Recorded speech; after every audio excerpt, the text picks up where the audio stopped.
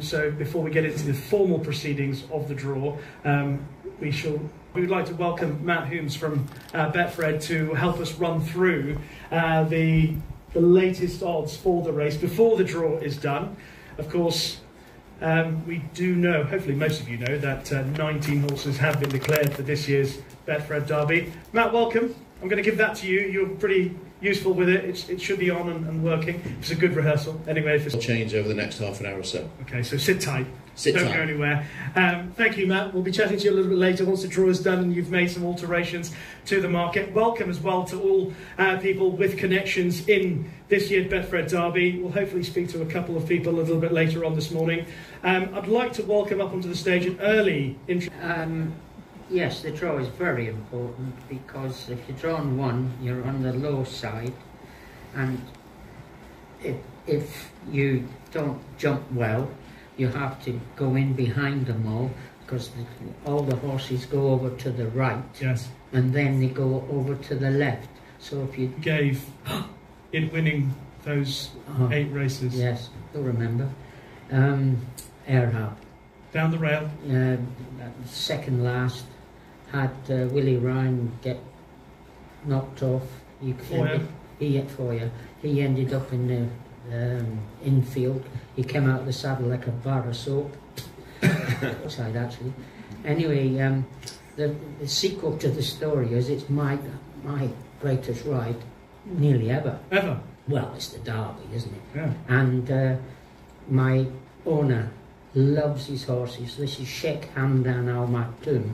Loves his horses on the outside, and of course he comes off to Epsom, and I'm proud of that, and I've got one over on him. Yeah, really, Martin was quick to point out when we arrived this morning that he's won all 3 Group 1s at Epsom, and you never won the Coronation Cup. That's a bit unfair. Yeah, there's another race you haven't mentioned I've never won, which is grind at me, out the train. I rode your filly in the Oaks. I rode a filly that was part owned by Willie in the Oaks one year. Bred her. He bred her, owned her, and he was working on BBC that day, and he got my name wrong. What did he call you? He called me Mark Dwyer. I was riding this horse, I've been riding all season, and he got my name wrong. It's pretty dangerous, your race can be gone. So for me, I was always happier drawn in the middle. If you're drawn low, you've got to either take your medicine and drop out last, and if they don't go quick, then you're in trouble. If you try and go forward and hold a position from a low draw, you risk the chance of emptying the petrol tank. And if you're in the rubbing houses, pull up and go through the gypsy camp to the start. Well, they got black and white ponies tied to the rail while you're sitting on a thoroughbred. That was a test of the horse. Was that you, the horse making those noises? Yes. The stallions. Did you get your palm read on the way through? No, you can lose a race. The last bit of the race, the last furlong and a half where you're climbing to the line, the canvas coming into effect, it demands more of a horse than any other mile-and-a-half test in the world, I think. You sound as though you rode round Epsom. Well, I could have done, really. You're surprised. I would have fallen off, probably. But is it? Is it that? It definitely is the true test of the thoroughbred, the mile and a half, coming down the hill towards Tattenham, where you're at the 7 furlongs. It's 110 feet from the start to the top of the hill. That is a long way. You're turning slightly left all the way until you get into the straight. The ground is falling away from you. The horse is galloping down. Some horses lose the nerve when the ground is not there. Where's the ground? Because going down there, it's all meant... But somebody put it to me yesterday that you can get away with it over the mile and a half at Epsom. I disagreed. Willie, what do you think? Can you get away with it if you don't quite stay a mile and a half at Epsom? I did on Nash one. He was a mile and a quarter horse. But he was lucky that the opposition wasn't brilliant. And he was a brilliant horse. But he got away with it, but I agree with you that you really need to. They haven't got the ability, so it's a conundrum. Well, it's all about opinions at this stage, isn't it? But the one thing we can agree on: there's no hiding place at Epsom. No. So just before we. Another thing is. Oh, sorry. Another thing is, if you want to back the winner of a classic, just look at the jockey. because there's only about 4 jockeys that top would always win this classic. They're on the best part, the Ballysacks race, was it? You know, the competition, were they strong? Slow time? Yeah, there's just that slight doubt. I'm, like everybody, we're waiting to see what Ryan's going to ride. Yeah, okay. That's the big question. Okay. Martin? I agree with something else. As long as I don't try and get on it halfway around. Well, That's a private joke. It's just like being back on the BBC. Willie, thank you very much for now. We'll get you both back on. But ladies and gentlemen, The Musadora winner, she's kicking away. Another farewell classic win. Helen Coulson wins first classic season. Helen Taylor is pouring on and striding fear to win the Capital Derby.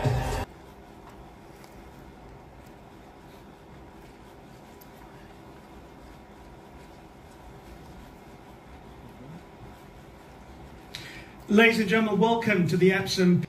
Excuse me, I grew up going to derbies as a kid. It was the only day I missed a school, and it always was and still is the greatest horse race in the world, in my opinion. It's exciting. The track is a roller coaster.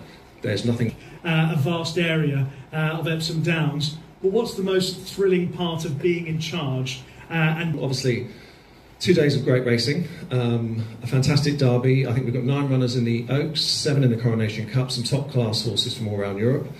We've got a family festival on Derby Day as well. Some new things coming out. We've got a Derby cocktail, a Derby... through into May until sort of almost midweek now, which we'll come on to. So it's been challenging. It hasn't been great for grass. It's meant constant sort of irrigation just to get us where we want to be.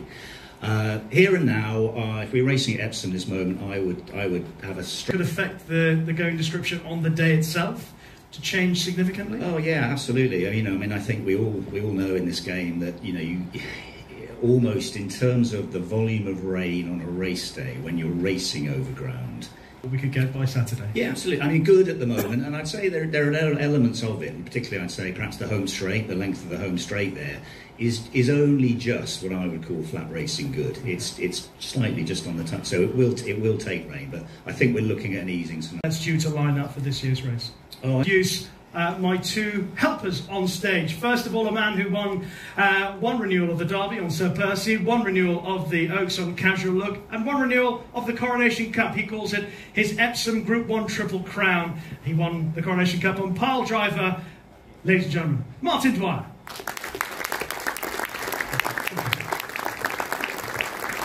Okay, so just very quickly run you through what we're going to do. Martin Dwyer is going to pick out the balls. By the way, thank you so much to the FA for their collaboration with the Jockey Club and allowing us to use their materials for the draw for this year's Betfred Derby. Martin will pick out the number from his bag, and then once he's chosen that number, I will tell you what that horse is. Daisy Griff in stall position number 3 for Charlie Johnston, Crystal Simeo and Midland Park. Next horse is number 13. Number 13. That is the 2,000 guineas winner. Ruling court for Charlie Appleby, William Buick and Godolphin. Willie. That'd be a good one. Important. Number 7. Number 7. Stall number 7's had 3 winners for the Derby. The most recent being Anthony Van Dyke. 3 winners have come from that stall. North Light, the most recent, in 2004. Number 3. Number 3, Delacroix. For Aidan O'Brien, Smith Magnia Tabor. Oh. No jockey chosen yet. 1 p.m. today, I believe. Oh. No. Next, horse number 4. Horse number 4, that is Green Storm, one of 2 runners in the race for Ahmed Al Sheikh. This horse trained by Charlie Johnston, ridden by Billy Loughnane. Drawn in 8. Stall position number 8 for Green Storm. 3 winners have come from stall number 8, the last of which 2015, Golden Horn. Horse number 10. Horse number 10 is Nightwalk. Oh. Sorry. Stall position number 1. It's not too bad, Willie. City of Troy came from there last year, and 5 winners have come from stall position number 1. Horse number 5. Horse number 5, Lambourne. Another for Aidan O'Brien. Yeah. Not yet, anyway. Horse number 1. Horse number 1 is Al Wassail Storm, the second runner in the race for Ahmed Al Sheikh. David Probert riding for trainer Owen Burrows. Lucky for some. 13. Lucky for some, you say. Third. Number 8. This is New Ground, one of 2 runners supplemented from France. Henri Davin, Alexis Pouchin, and the colours of Juddmonte. Will come out of stall 17. Stall 17 for New Ground. 2 winners have come from stall 17, the last of which was 1976 Emperor for Nelson Bunker Hunt. Let's hope he settles. Coming out of 19. The Lion in Winter will be coming out of stall number 19. Only 1 winner has come from stall number 19 since starting stalls for first year. Stall Perlin AB Will come out of number 9. Number 9 for Nighttime Dancer. 5 winners have come from stall number 9. Harzan, the last of those in 2016. I hope there are a couple of balls left. 15. Stall 15 for Damasus, and stall 15 has produced 2 winners of the Derby at Sindar, most recently back in 2000. So there we have it, the draw for this year's Betfred Derby. In stall number 1, Rogue Impact, 2 Stanhope Gardens, 3 Lazy Griff, 4 Midak, 5 Nightwalker, 6 Tuscan. Will he be able to settle? Because we saw him in the Dante where he was pulling far too hard at the start of the race. Yeah. I would say that... Ryan's going to ride Delacroix? Yeah. Okay, do you agree with that? I think I'd have to agree with that. I think it makes life difficult for the Lion. Ahmed Al Sheikh has got 2 horses in the race, Al Wassail Storm. And, of course, he's also got Green Storm. Tony Eller's got Rogue Impact. It's a first Derby runner for the Rogues. They had their first Oaks runner 3 years ago. Rogue Millennium ran. And Lovely, lovely horse. He's not had his ground yet. We're hoping for a bit more rain. And don't, 250 to 1, don't write him off. Seriously. At home, he worked this morning. Good story from Peter Chapelheim. where to training? He was at Pete's to start with, and we've moved him to James Owen. Pete's been... Yeah, I come close like 3 times, 2 second, 1 fourth. Maybe Saturday more close. Which one would it be? Would it be Al Wassail Storm or Green Storm? No, I think Al Wassail Storm. Yeah, Green Storm, if you make the distance, he will be somewhere there. But I am sure Al Wassail Storm, the star. And, you know, then see the star is one of the best horses. I don't need to go to jump. I read the pedigree always, and I see his pedigree is not jumping pedigree. That's why I chose him full, and I wait 2 years for this day. Just heard Tony talking about having his at the market. Delacroix at the top of the market. I'm going to give you the mic because you seem to know what you're doing with it. Tell me the draw, what effect has that had on the market for this year's Betfred Derby? Yeah, we thought it was such a big field issue that would have a bit of an impact, and we are 3-2 on the field, but we've now got joint favourites, so that's 3-1 Delacroix, and also clipped in ruling court from 7 to 3-1. We've just eased the line in winter as well. Thank you all for coming this morning to the Betfred Derby draw. There will be refreshments downstairs for everyone, of course. Please enjoy that. For the Racing TV viewers, subscribers, members watching, thank you as well for joining us. Hopefully your horse has got a decent draw, the one that you're supporting or the one that you're involved with for the Derby. If not, history is there to change. History is there to be made, depending on what side of the draw you are on.